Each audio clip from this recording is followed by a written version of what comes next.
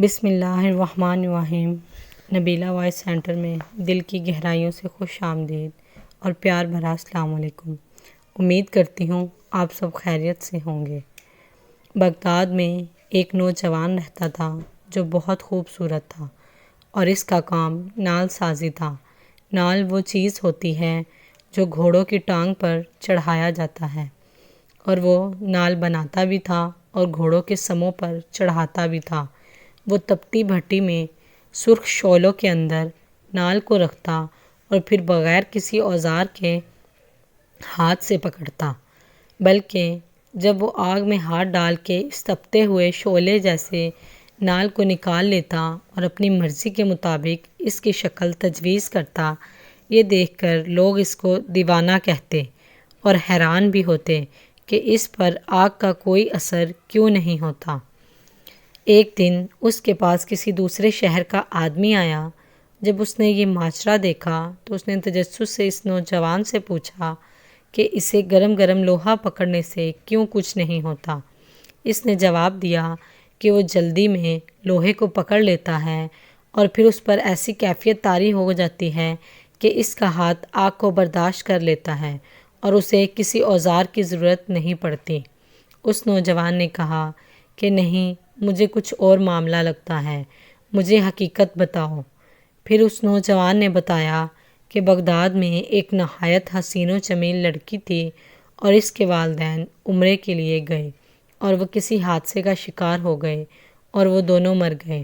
وہ لڑکی بے یار و مددگار اس شہر میں رہنے لگی۔ وہ لڑکی پردے کی پلی ہوئی تھی، وہ پردے میں رہنے والی لڑکی تھی۔ اس کو سمجھ نہیں آتی تھی کہ وہ اب زندگی کیسے گزارے۔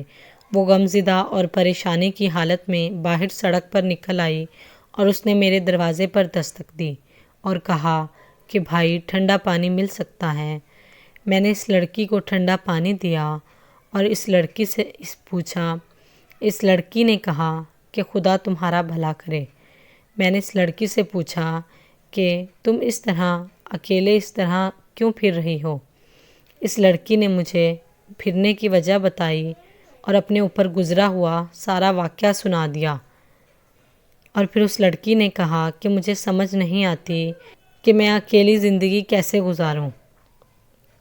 پھر میں نے اس سے کہا کہ شام کو میرے گھر آ جانا اور میرے ساتھ کھانا کھانا، میں تمہیں تمہاری پسند کا کھانا کھلاؤں گا۔ اس نوجوان نے بتایا کہ میں نے اس کے لیے کباب اور بہت اچھی اچھی چیزیں تیار کی، اور جب وہ شام کو میرے گھر پر آئی، میں نے کھانا اس کے سامنے رکھا، اور جب اس لڑکی نے کھانے کے لیے ہاتھ بڑھایا تو میں نے دروازے کی کنڈی چڑھا دی۔ پھر جب اس لڑکی نے دیکھا تو اس نے کہا کہ میں بہت مایوس ہوں اور اس دنیا سے قریب المرگ اور بہت جلد گزر جانے والی، مجھے اے میرے بھائی خدا کے نام پر چھوڑ دے۔ پھر میں نے اس سے کہا کہ میرے سر پر برائی کا بھوت سوار ہے اور آج یہ موقع مجھے ملا ہے، یہ موقع مجھے کبھی دوبارہ نہیں مل سکتا، یہ وقت میری دسترس میں ہے۔ پھر اس نے کہا کہ مجھے خدا اور اس کے رسول کے طور پر درخواست کرتی ہوں، میرے پاس سوائے میری عزت کے کچھ نہیں، اور اگر آج یہ عزت بھی پامال ہو گئی اور پھر میرے پاس کچھ نہیں بچے گا، اس کے بعد اگر میں زندہ بھی رہوں تو میں مردہ کی طرح رہوں گی۔ یہ بات سن کر مجھ پر خدا کا خوف طاری ہو گیا۔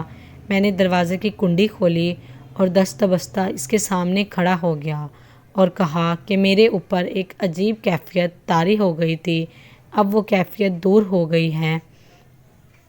تم شوق سے کھانا کھاؤ اور آج سے تم میری بہن ہو۔ اس لڑکی نے کہا، اے اللہ، میرے اس بھائی پر دوزخ کی آگ حرام کر دے۔ یہ کہہ کر وہ اونچی آواز میں روتے ہوئے کہنے لگی کہ اے اللہ، نہ صرف دوزخ کی آگ حرام کر دے بلکہ اس پر ہر طرح کی آگ کو حرام کر دے۔ پھر اس نوجوان نے بتایا کہ یہ لڑکی دعا دے کر چلی گئی کہ ایک دن میں کام کر رہا تھا اور نال گرم کر رہا تھا، میں نے گرم لوہا پکڑنے کے لیے ہاتھ بڑھایا تو وہ ہاتھ دیکھتے ہی دیکھتے کوئلوں میں چلا گیا، لیکن میرے ہاتھ پر آگ کا کوئی اثر نہ ہوا۔ اور پھر مجھے اس لڑکی کی وہ دعا یاد آ گئی، اس دہکتی ہوئی آگ کو میں آگ نہیں سمجھتا بلکہ اس میں سے جو چاہوں بغیر کسی ڈر کے نکال لیتا ہوں۔ اللہ پاک ہم سب کو سمجھنے کی توفیق عطا فرمائے۔ امید کرتی ہوں آج کی ویڈیو آپ کو پسند آئی ہو تو میری ویڈیو کو لائک اور چینل کو سبسکرائب ضرور کیجیے گا۔ ملتے ہیں اگلی ویڈیو میں، تب تک کے لیے اللہ حافظ۔